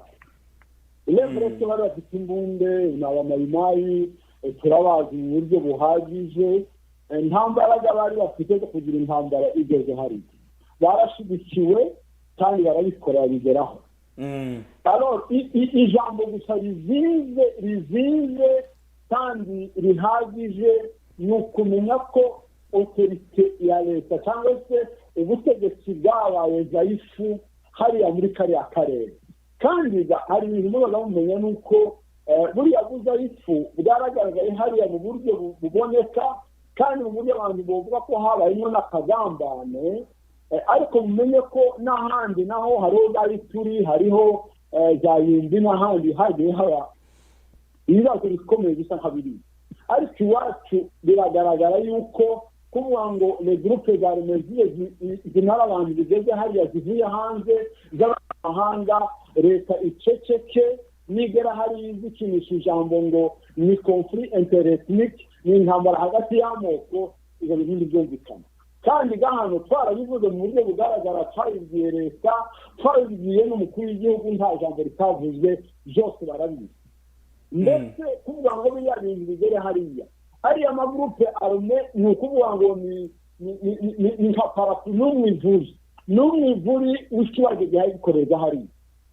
Akagambane kabaye iko karagaragara, leta yabaye zaifu, nta kundi tubivuga uko niko bimeze. Iyo leta yabaye zaifu, ni ukuvuga ngo buri muntu aba shefu, buri muntu aba responsable, buri muntu yirwanaho, niyo yiri anduru byatubona hari abantu basamburana abantu bicana cyo kintu baje hanyuma kuvuga ngo bagiye kuzana inka mu mibunda bazanye inka izo nka n'iz'abanyamurenge z'abanyamurenge aho niho leta bikwiriye gukora izindi zagiye ariko nkavuga ngo uko ntabimavuze ni byiza ngo kuko dukeneye n'intambara ihagarare ni ngombwa ngo abantu bitware neza kibakaza bagenda kurihisha kisasi ku bibazo byagiye bitubaho kuko turibaza ngo mu minsi iri imbere twozobona ikindi gisubizo kidashyire muri bene izo nzira none uvuze urambajije ijambo rivuga ngo komeza ntacyo nzavuga ndakumva neza uravuze ngo barabajije ngo se abanyapolitike bavuka hariya ndagira ngo mu buryo bwa kominote twagerageje guhuza ibitekerezo amaparti politike aba yigenga kandi aba yumva ibibazo uko ayumva ariko mu kibazo cy'ahariya twavuze ko atari intambara intercommunautaire twavuze yuko abanyamurenge hariho expression ethnique bagiye kuturangiza kandi twavuze ko hari ibintu by'akagambane hariya rero kuvuga ngo tuvugire mu cyama kimwe ntibishoboka kuko turi mu byama byinshi umwe ari muciwe undi muciwe bikurikirana n'uko inzego z'icyo cyama zumva ikibazo uko kimeze bakakivugana kandi bamara bakabivuga hamwe kugira ngo byumvikane mu rwego rwabo babwire leta uko ibintu biteye havuga ngo rero icyo kibazo hariya aba bandi rero tubana abembe abapfurero twavuganye neza yuko intambara atari intambara yabo ari intambara y'abantu bagize ishyirahamwe zo kurangiza abanyamurenge kandi niko bigaragara mu minembwe hariho abanyuze mu minembwe hari abapfurero ibaraka hari abanyamurenge mu ibongobogo hari abanyamurenge ibuvira hari abanyamurenge bigaragare ntabwo ari intambara y'amoko hariho umugambi wo kurangiza abanyamurenge hari ibintu pastor Lazaro avuze biriya bintu ni byiza byo kubaka abantu bari hariya biriya bintu ndabishima nanjye vraiment je félicite ese wenyine hari abafite n'abandi je félicite abantu bakora biriya bintu yo kugira ngo bafite hariya bari muri kiyakiyago kingana kuri ariko rero biriya bintu havuga ngo abantu bose aho bari y'abanyamurenge icyo tubifuriza umwanya wo kuvuga ngo mvuge aho ibisubizo byova sinzi ko umpaye uwo mwanya umunota umwe nta kibazo ariko turaza kubigeraho murangiza okay rero havuga ngo hamwe n'ibyo havuga ngo biriya bintu bikorwa hariya niba gushyigikira abantu bari hariya ariko havuga ngo hakwiye kuba ibikorwa byacu twese byo kuvuga ngo tugerageze kureba ukuntu tumara kiriya kibazo kandi buri muntu wese yiyumvise yuko ni ikibazo kimureba mu rwego arimo ubushobozi afite hari abari kure bashobora gufasha uko bashoboye hari abari hasi bafasha uko bashoboye hari abari kuri tere bahaye bapfa ejo bundi nabonye umwana wapfuye afite ikintu y'ibintu gihara mu gahwera ibyo narababaye bikomeye kuvuga ngo umwana w'imyaka 17 ukora ku rugamba ni minere ntarageza ku myaka yo kurwana ngo ahangurwe afate imbunde ariko kubera yuko abona ababyeyi bahaye bapfa akiyahura akagenda agapfa ayo ni amajambo adasanzwe y'ubutwari budasanzwe havuga ngo buri muntu aho ari agerageze gukora ibishoboka kugira ngo turebe ko tuva muri abana turimo tubonere kandi tuzereho urakoze cyane bwana Gasoreze Bede wenda turagana no ku musozo w'ikiganiro cyacu kuko amasa ndaboneye iminota isigaye ari dukeya cyane ku buryo tutaza kumenya uko tuyijere bwana Lazare reka nawe uvuge kuri kino kintu wenda kugira ngo tuze gushakira hamwe conclusion twese dusoreza hamwe kiriya kintu cyuko iriya mitwe yitwaje ibirwanisho kuva mu bihugu bizibituranye kubera iki leta itarasa iriya mitwe yitwaje ibirwanisho turuka mu mahanga kandi haba hanabaye n'ikosa ryo kwambuka imipaka yaryo kuvogera igihugu kandi bihanirwa n'amategeko mpuzamahanga bwana Lazare iminota 2 wenda kugira ngo tuze gusoreza hamwe twese murakoze cyane nje ndatekereza kuko hano dukwiye gutandukanya ibintu njyewe sinza mvuga kuko iri iwacu hariho absence de l'autorité de l'État ahubwo hari ikibazo cy'ubushake buke bwa leta. Niba hariho amakomine rurale yagendewe n'abantu bakomeye mu gihugu cyacu, niho kuruta ahandi hose. Nigeze ngera Kinshasa umunsi umwe, umugabo umwe arambaza Minembwe irangana gute, kubera iki Kongo yose izihaguruka, ubutegetsi bwose bugahaguruka kuvuga Minembwe irangana gute? Twabonye abategetsi uhereye ku bibanze ukageza muri perezidansi basuye Minembwe, kandi bayisuye bakubera kuko abamfite abo ngabo nibo bafite ibisubizo. Icya kabiri, twasuwe na secrétaire général wa Nations Unies chargé des opérations yaje mu Minembwe. Byerekanaga kuko ntabwo ari ukuvuga ngo nta butegetsi nta buhari, ahubwo hari ubushake buke bw'ubutegetsi kugira ngo bumare kiriya kibazo. Kandi ubwo bushake buke bwo kumara ikibazo ni bwa bundi twavuze twese kandi twahurijeho bw'uko bashaka kudukura mu Minembwe cyangwa se bashaka kutumaraho. Kuba rero ubwo bushake buke ni ukubera iki n'izi ntambara zitoshira n'imico nyine, kumva ko bikwiriye kugenda gutyo bikazarangira ari uko turangije tuvayo. Karangiza mvuga gutyo, abakuru baciye mu kutagira nyirasenge azayisenga. Murakoze.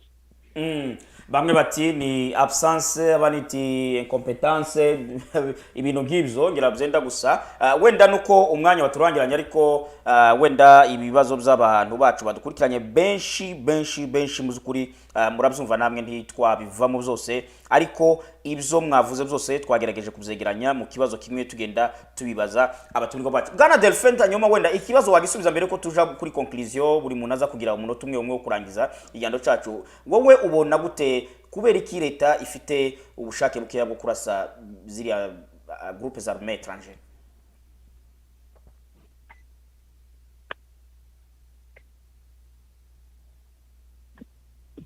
Delphin, sinzi niba unyumva neza.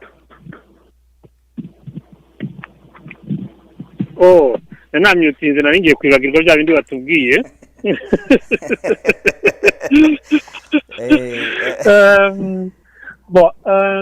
Ndumva mfite akantu gatoya manje gutandukana n'igitekerezo cyari kivuzwe. Ufite ibintu byitwa ubushake bukeya ni degré ntoya umuntu yo keka paraporo na context nini yuko ibibazo muri Kongo biteye, ngira ngo cyari cyavuzwemo hano. Ufite ibibazo biri hariya bigiye bigira amaspecificité bitandukanye n'ibindi bibera handi, ariko ni ibibazo biri mu gihugu cyose. Kuri njyewe sinkeka ko iyo umuntu yabonye umuntu wambaye inyenyeri itukura ko bivuga ko icyo ari cyo cyitwa leta. Ndashaka nuko wenda umwanya utotubana utahari uhagije ngo wenda yari yo tugira deba, ko ndakeka njyewe ko icyitwa leta kubura ntabwo ari ukubura abantu bari mu myanya ya yindi igizwe n'amastructure ya leta, ahubwo ikibura ni abantu bari mu mastructure yabo ariko badakora ibyo bakagombye gukora. Ndashaka kuvuga iki, iyo abantu iyo umuntu atamenye kuzuza ibyo ategetswe gukora n'ibyo agomba gukora birimo na obligation, icyo nicyo mpaya mvuga cyitwa absence. Ntabwo ari ukuvuga ngo teori zitwa teori zivuga turi ibintu bya leta zitariho, ntibiza bivuga ko hatariho abantu, ntibiza bivuga ko nta muntu uri mu mwanya runaka, ntibiza bivuga ko indege zitahaye zigenda, ntibiza bivuga ko abantu batahinze. Plutôt nuko cya kintu kinini gihuza abantu abantu bakakibonamo kikabaproteja bose mu buryo bumwe, icyo nicyo kibura kituma nariya magupa bahari. Reka mwibutse ibintu byoroshye bya vuba, ndakeka ko abantu badukurikira nabo turi kumwe hano mu kiganiro ni ikintu bazi. Iyo duhaye twita ko ariyo leta bapanze operation ku mwisho wa 2018 yo kuza kurwanya ariya magroupe armé arimwe ariya y'abarundi kuko nguko. iyo uhaye wumva ibisobanuro wakurikiye kumva impamvu baza bavuga ko iyo operation itarangiye, iyo ni imwe imaje kwereka ko nta leta ibihari ngo bibujijwe n'iki, kubera ko hari umuntu umwe wavuze ngo yenje utwo two numva ngo akavuga hariya ngo njyewe ndumva ko bigenda gutya ngo njyewe ndumva ko ariko bigenda gutya. Fete ziriya groupe ziri hariya zubatse hariya nyinshi zazanwe n'abantu bitwa korabo bakora muri leta. Fete ni ibanga ritakiri ryo guhisha, iyo tuba twaragize imana ngo we twararivuze kera.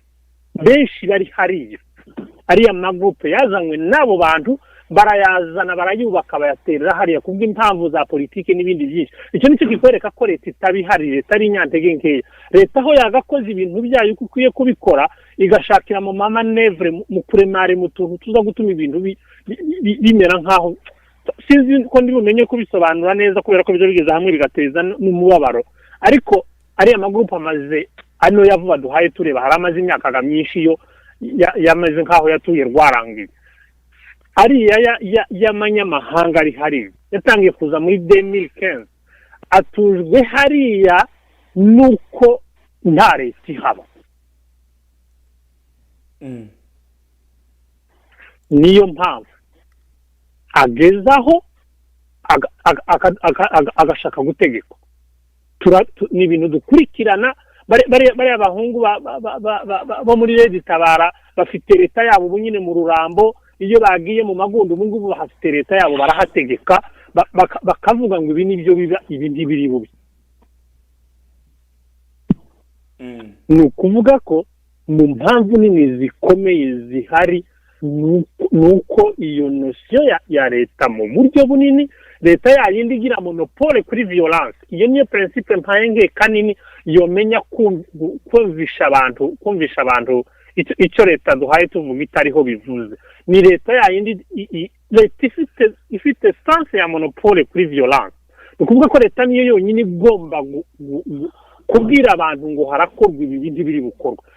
Iyo ivuyeho, iyo monopole ya violence ivuye mu maboko cy'ikintu cyitwa entité leta, birasambutse. Nyine icyo gihe abantu bose babona uko binjira, abantu bakabigiramo ubudandaza. Hariya hari amakuru menshi azavuga ko abasoda ba leta baza bakira ifaranga bigeze ku rwego rw'abagenerale, bakakira ifaranga zibabwira ngo nimutureke dutambuke tuje kwiyubakira hariya. Ubundi se murashaka iki?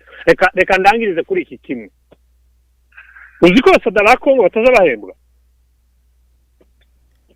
Ngira ngo barahembwa, barahembwa ngira ngo. Okay, reka nkureke tuzokivuga undi munsi,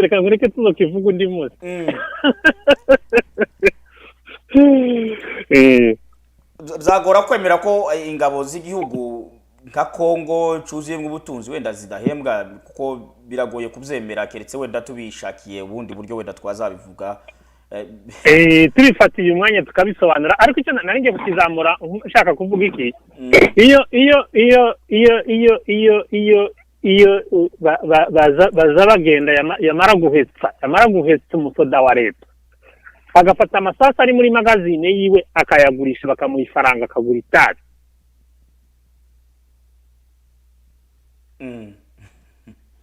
Ofete ndagira ngo hari abantu mugira ngo none ko ndarota. Ngiyo absence ya leta ari nacyo gikwiriye gushakirwa ibisubizo binini, kugira ngo abantu bafite ubutwari bukomeye nk'ubwo Dr. Lazare yazatubwira bashobora kubona aho bakora ibintu bigatura bikaramba.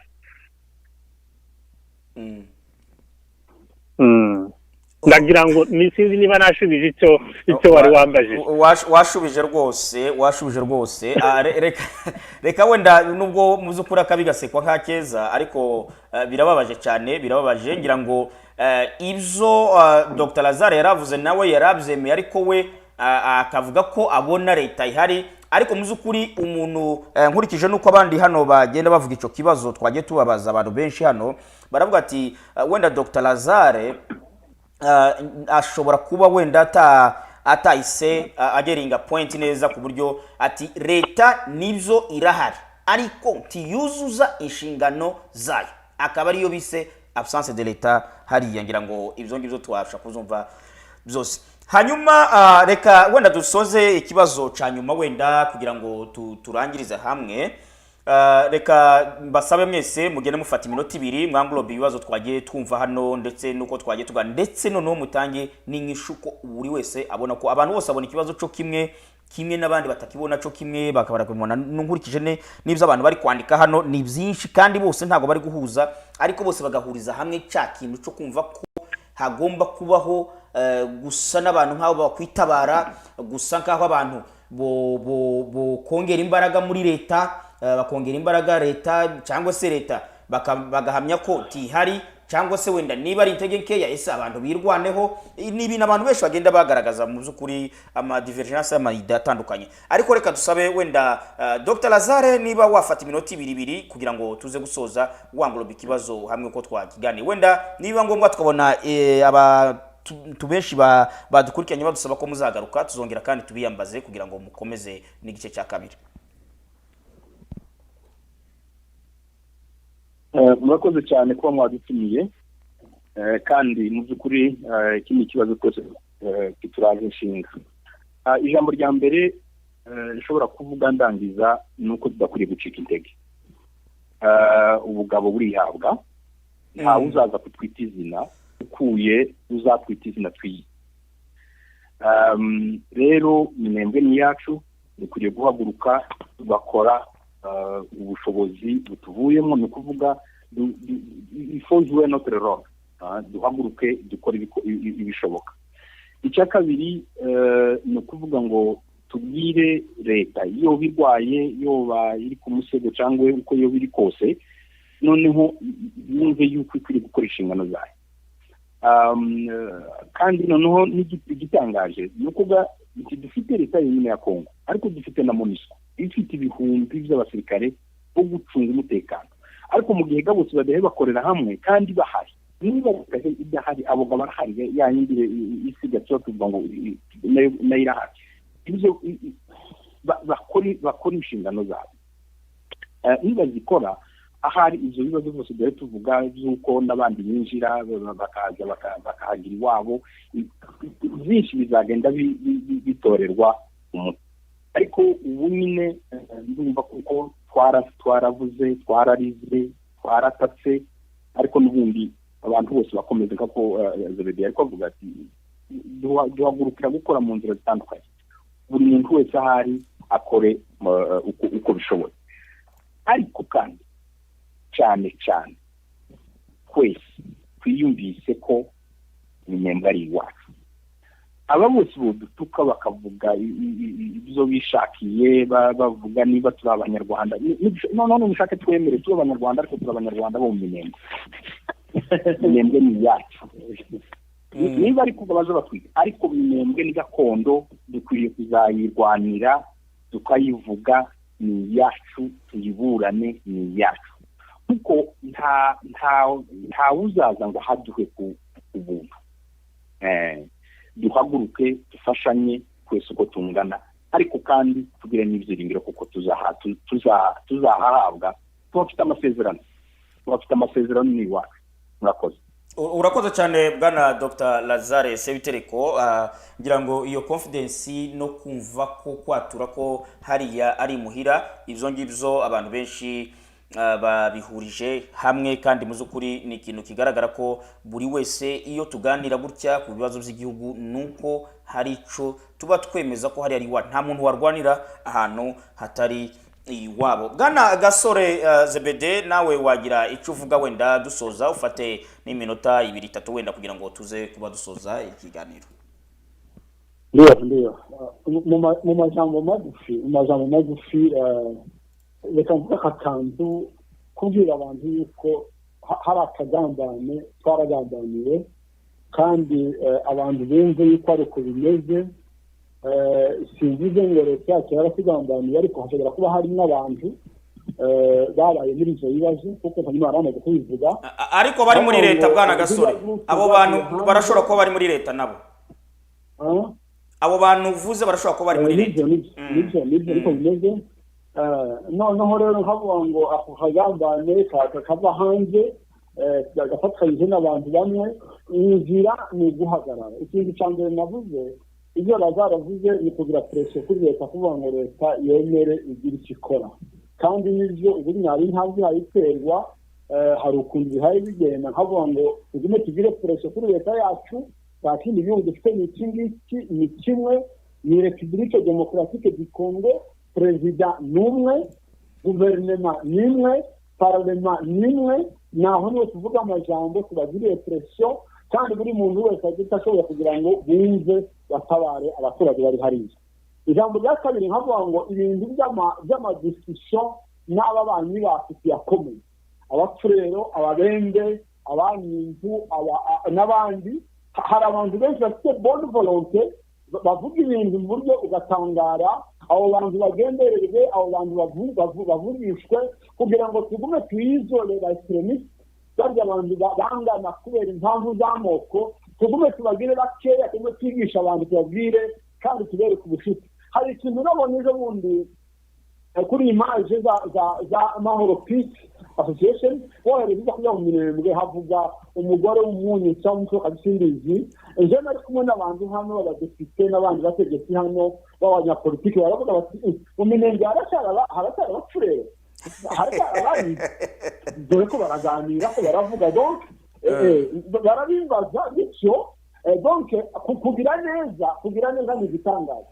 Haba ngo abantu nibaganire kandi abantu bari haruguru tugire ineza izayishyura igisubizo. Hari ikintu mumenya, iyi ntambara yabaye ntawe yiteguye muri twese kandi ntawe twiteguye. Twakubiswe n'inkuba ku minsi 7 y'ukwezi kwa 4 2017 mu bijombo, abantu bishwe bagatangurwa bakarangira, nta munyamurenge n'uwari ubizi. Rero kuba tukiriho none ni igitangaza cy'abantu.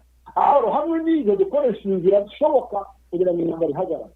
Kabasaba ngo abantu bashobora kuganira n'abandi baganire nabo, kuko abafite gushaka amahoro barimo kandi barahari. Buri muntu wese abavugishe, habaye amanama abantu bayitabire bagende baganire, bumve ko boyizore cyangwa se agakundi k'abicanyi koguma kuba bakeya ariko abakeneye boro kwa benshi. Ijambo rya gatatu kuvuga ngo ni ugushimira abanyamurenge. Muhaguruke buri muntu muho muntu umwe, buri muntu ikintu ashoboye. Iwacu ni hariya, abari muri leta z'ibintu mwabaye abanyamerika cyangwa mwabaye abandi Australia n'ahandi, ni mu mahanga iwanyu ni hariya, kandi turashima ibyo mukora ni ukuri. Havuga ngo buri muntu akashoboye agakore ibyo Lazare yavuze ni byiza rwose kuremesha abantu hariya n'abandi babikora. Havuga ngo buri muntu wese akora icyo ashoboye kugira ngo turemeshe abantu, kandi duhaguruke tubwire amahanga. Hariho akantu kavuze ahangaha bati ibintu bya diplomasi, ibintu bya plaidoirie by'abanyamurenge byageze kure.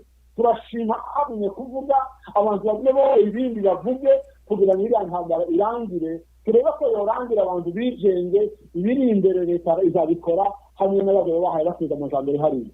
Ate nkambashimiye kuko twabanye kandi mugira amahoro y'Imana. Urakoze cyane. Wenda Bwana Gasore nari kukubaza nk'umunota umwe gusa, ndetse wavuze ngo abantu bose bagira icyo bakora, bagira aho bageze ikibazo gihari. Barwiyemeza mirimo ngaba Dr. Lazare barabikora cyane, kandi kuko bakorera hariya biragaragara ko imbaraga bashize hariya, ziriya infrastructure ziri hariya wenda nizo zikigiza abantu kuba bakiyabona abarimu b'abakongomani plutôt bariya twita abakongomani murambabarira, bakiyabona amoko yose akiyayigisha hariya abana basoma, hari icyo yabitanga. Ariko noneho umuntu yakwaza mu nota umwe Bwana Gasore, noneho mwebwe les politiciens niki muhamukora no kugira ngo mu challenging n'abandi, kuko wavuze ati abantu bose bagira icyo bakora, mwebwe murakora iki les politiciens bavuka hariya? Politiki ikikora ni plaidoirie, ni ukuvuga ikibazo hano ikintu cyasa, kandi babwire ukuri ikibazo cyaravuzwe. Sinzi rero nta mutegetsi n'umwe utaragenderewe ari umutegetsi wa Congo kuva kuri perezida kugeza ku badepite cyangwa se ari systeme ya Nations Unies nta kitarakoze.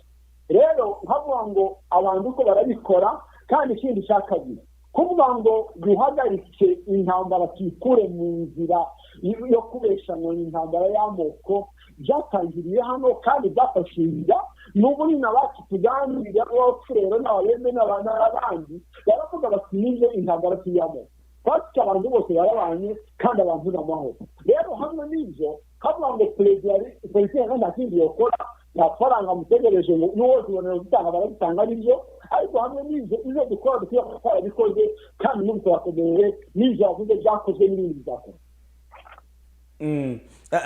urakoze cyane reka wenda abantu ndabona mu by'ukuri ati radiyo yaje ikenewe ati MPC muri gukora akazi neza ariko reka tubabwire ko mu by'ukuri tuba dukeneye n'inama zanyu iteka ryose nabonye hari abantu bakomeje badusaba ati tesa bo ngabo ko mutabavugisha abo ba groupe zarme muvuga mu by'ukuri turabibizeza ko vuba hangaha tuzabazanira guhera kuri mayimayi ziri muri plene ukazamuka ukagera ruguru bari abitwaje ibirwanisho bose ari ama groupe zarme zaba z'abakongomani zaba z'abandi bose z'amanyamahanga tuzagerageza mu by'ukuri kuko ni ikibazo tutagombye kureba twenyine gusa ahubwo ari ikibazo kigomba no kureba n'abariya twabaza ico bakora hari ziriya groupe ba mayimayi n'abandi tukababaza ico bahora abandi ikituma abanyaginka impamvu batarwanya leta bakarwanya abaturage bagatwika imihana izo zose tuzagerageza kubikora. Delphin twihuse reka wenda nawe ugire amajambo kabiri uvuze kugira ngo dusoze ikiganiro.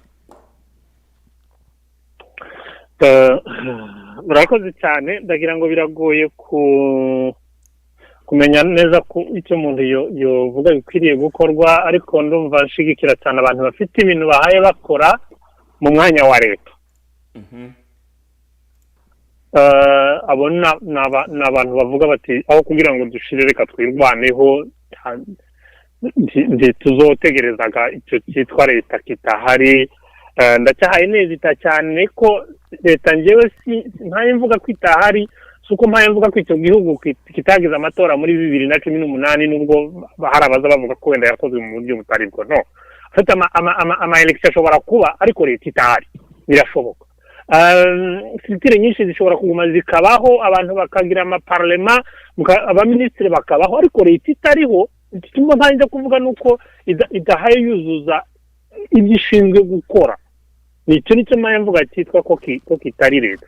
Niyo mpamvu mpaye mvuga ko icyo umuntu yokora cyambere no gushimira abo ngabo bavuga ngo ni mureke dushaka ama alternative barimo nabazanamwo izo project zikomeye zisubira zigashigikira abantu zikabaremamwe icyizere zikabafasha kumva ko bishoboka ariko ibingibi bikwiriye gutuma abantu badata focus ngo ndakeka ko iyi message cyane uwo yumva n'abanyapolitike bari hano bahaye tuvugana cyangwa n'abari ahandi bakwiriye kumva ko focus ikwiriye kureba aho hantu hari ikintu kibura. Uyu ni umwanya mpaye nkeka naza mvugana n'umwana w'iwacu mu gitondo umwana w'iwacu mu muhana n'umwana wa Mapinduzi uko nuko kugira ngo bumve icyo mvuze ko ari umwana nzi arambwira ngo barahunze bavaho iwacu twari dutuye barazunguruka baserukira urenge baseruka ifizi ubu nyine akambwira ngo ageze mu mikenke ati ntidufite iyo duhaye turi ndetse none Manigabe mugiye kugira gute ati turagira gute nyine ntituzi ibyaye bibi uko zino ntambara ntituzi natwe twarahunze twagira ngo abanyamurenge baratwica abanyamurenge barahunze riski hari ikomeye iyo hatabaho leta n'urwikweke ruba rwinshi. Uyu ni umwanya wo kwibutsa abantu bose ko hariya nta muntu uzirukana uwundi igihe nta muntu uzirukana uwundi nitwe twenyine dukeneye kumenya ko dukwiriye kubana nazangira ngo nuko umwanya nyine ari mutoya ndangira abantu wenda kuzosoma ni article y'umudamu bita Severino Tesere aza yitwa ngo ni Dangerous Tales ya Dominant Narratives yereka abantu uburyo iyo nta leta ihari bakwiriye kwishira hamwe bakarema iyo bahuriyeho bituma babaho kuko nicyo nikibananira tuzoshira simpaye mpanura ariko nubona zira ntambara kuriya zimeze iyo abapfurero n'abanyintu n'ababembe baza guparvena kwirukana abanyamurenge intambara yari gukurikiraho umunsi ukurikiyeho kubera ko nta leta ihari yari yo gufata abo nabo bagasubiranamo kandi uwo kubwira ko nejo batazonasubiranamo kubera ko bari no mu gupfa ibyo banyaze ku banyamurenge baba bapfure baba abanyamurenge nabizi ko bose baba abanyamurenge baba bapfure baba banyintu baba babembe bahariya duturanye barabizi uko mpaye mvuga wenda nuko batangukurikiye ariko ikinyamurenge mpaye mvuga barakizi bakwiriye kumva ko dukwiriye kubana tukabana mu mahoro duhaye tuvuga ko nta leta ihari tugashira imbaraga zacu hamwe zituma tubaho niba bitabaye ibyo tuzoshira tumarane ijyanyuma wenda mpaye mvuga ndakeka ko kubahaye banyumva dukwiriye gukora ibintu mu buryo buturinda gusubira kurema izindi nzangano n'ibindi bizotuma dusubirana mwejo uwo mwana Manigabe yazambwira ngo inka zabo nazo zaragiye muri izo ndabizi neza ko bari batunze kubera ko nageze imuhire w'ejo bundi bari batunze ariko nyine ubwo muri iyo vide nazo zishobora kugenda zigasubira zikarema ubundi bwanzi bunini kandi bitari bikenewe donc c'est une occasion ubu nyine duhaye tuvugana yuko abantu birinda gusubira gukora ibintu byosubira kurema izindi nzangano ariko ikintu nyamukuru mpaye mvuga nuko natwaye wa mwanya munini wari wambaye mutoya kuko focus ikwiriye kuba abantu kwishira hamwe gushaka igisubizo kirambye kizotuma tubaho imyaka myinshi murakoze urakoze cyane bwana Delphin ati abapfurero nubwo n'abandi n'ababembe n'abandi ari amoko atuye hariya muri karere muzukuri abenshi bari abone kuri chaîne yacu ni benshi ngira ngo iyo mubona tuzana abantu twe turareba cyane kiriya gihugu n'akarere cyane kuko nta munyamurenge uzaba hariya nta n'umufure uzahaba wenyine ibyo nibyo tureba niyo mpamvu n'iriya mitwe twaje ibirwanisho dufite kuyizana vuba ahangaha kugira ngo nayo igire icyo ivuga yewe ndetse nabonye n'abitwa ba Kaluba Piero badukurikiranye ubwo rero ngira ngo bari hariye bo ikinyamurenge baracumva hanyuma shimire umuyobozi wungirije w'umujyi wa Westbrook hariya muri Maine witabiriye kino kiganiro ndetse n'inama mwaduhaye shimire n'abandi bose mwese mwakomeje kuduha ibitekerezo bwana Sengoro mu Bufaransa turagushimiye cyane n'abandi benshi nibara abantu bari benshi mwadukurikiranye rero reka tubashimire ntagahora karyoshe muzukuri reka turekera ahangaha hanyuma tuzongere tugaruke mu kiganiro cyacu abantu benshi rero bagiye basaba ko bano batumirwa bacu bazagaruka ubwo MPC team body iraza kugerageza irebe na redaction yacu bagerageze ngira ngo barimo baradukurikirana baratwumva ubuyobozi bwacu reka tunabushimire cyane kubwitange bakora kugira ngo tubagezeho bino biganiro ndetse tunabasaba ko mukomeza kwandika haba bandika kuri email bibaduha inama email zacu zirakinguye jewe rero nari Freddy Salusi nkaba mbashimiye reka nshimire Dr Lazare uri hariya mu Minembwe wakorana ibikorwa byiza ndagushimiye cyane bwana Dr Lazare kutwitaba Imana igumugisha myinshi cyane kubitekerezo reka nshimire kandi Delphin Tanyoma uri mu Buholande umunyeshuri urimo kuminuza ku Doktora y'urwego rw'ikirenga ndetse mu makimbirane y'intambara nabo twifurije gusoza amashuri yawe neza ndetse n'ubwitange bwawe wandika usakaza ibibazo biri muhira reka shimire umuyobozi wa FRF bwana Gasore ZBD uri Kinshasa nawe wagize uhare runini kugira kino kiganiro kibe shimire timu redaction yobowe na Eric Gabonda gushimiye cyane timu ya MPC yose n'umuyobozi mukuru wacu ndetse n'uwafashe kwanga bw'ibyuma bwana David Manowa turagushimiye cyane turabashimiye mwese nakagaruka mwari kumwe nanje Freddy Salusi wabateguriye kandi wabagejejeho kino kiganiro murakoze cyane